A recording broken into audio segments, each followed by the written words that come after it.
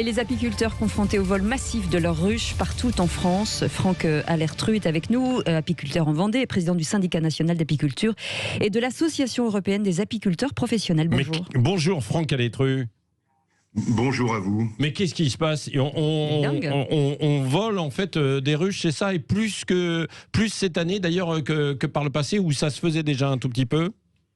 Alors, ce phénomène n'est pas un phénomène complètement nouveau. Il a démarré il y a une année avec les disparitions massives qui étaient provoquées par les pesticides, tueurs d'abeilles. Certains trouvaient plus facile d'aller repeupler leur rucher en allant chez le voisin, bien évidemment.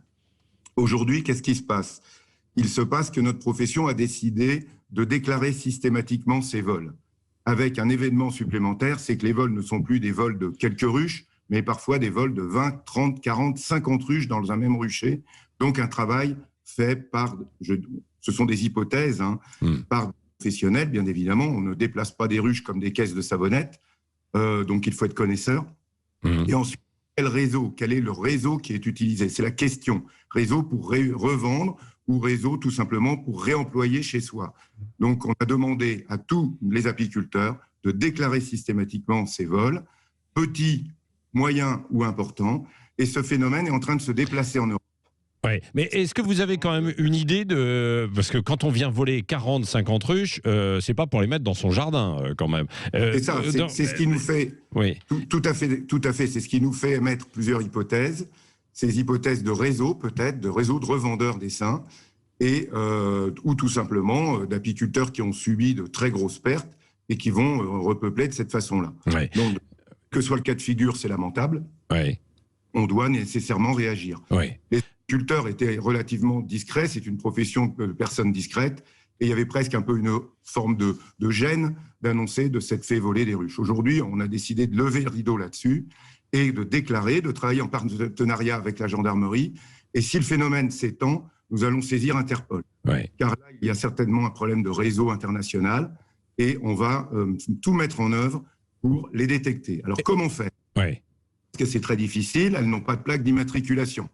Donc, nous allons demander à nos adhérents d'identifier par pyrogravure le bois, le marquage, identifier toutes les ruches. Nous allons utiliser des caméras thermiques qui sont utilisées par les chasseurs ou les observateurs de la nature, qui seront positionnés dans des lieux stratégiques. Nous avons déjà commencé à en poser et nous avons déjà 2 signalements.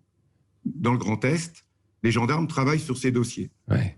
Nous allons aussi mettre des traceurs GPS à l'intérieur des ruches. Pas toutes, évidemment, parce que ça a un coût, mais nous allons le faire de façon aléatoire. Nous avons fait des tests en zone de montagne, en zone de plaine.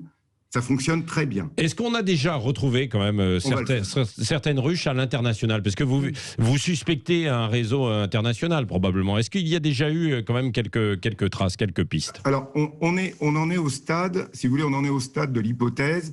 On se dit pourquoi l'international ? Pour la simple raison, c'est qu'il y a souvent des vols qui sont réalisés sur des axes de grand passage ou de berceaux est-ouest de l'Europe, ou en limite frontalier, d'accord ? C'est pour ça, ce sont des hypothèses. La deuxième raison, c'est que ces ruches, on ne les retrouve pas en France. Oui. Donc elles sont peut-être parties ailleurs.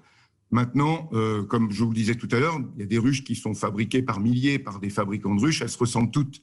Donc il faut les identifier. Maintenant, chaque apiculteur a un peu sa façon à lui de mettre tel ou tel accessoire, et on peut les identifier de cette façon. Mais c'est trop délicat. On va le faire d'une autre manière. Par pyrogravure, le bois va être marqué à feu et pénétrer de cette façon dans le cœur du bois, et ce sera impossible à retirer. Ouais. Et chaque apiculteur marquera, identifiera ses ruches de cette façon. Et ensuite, il y a tout l'arsenal dont je vous ai parlé tout à l'heure. Oui. Bon, bah écoutez, Franck Alertru, je pense que ça valait le coup de vous entendre ce matin pour lancer cet appel, quoi, avec ces vols de ruches un peu partout et qui augmentent beaucoup, vous l'avez dit, en France. Et donc, police et gendarmerie sont mobilisés. Merci d'avoir réagi et poussé un peu aussi ce coup de gueule, en quelque sorte, ce matin sur Sud Radio.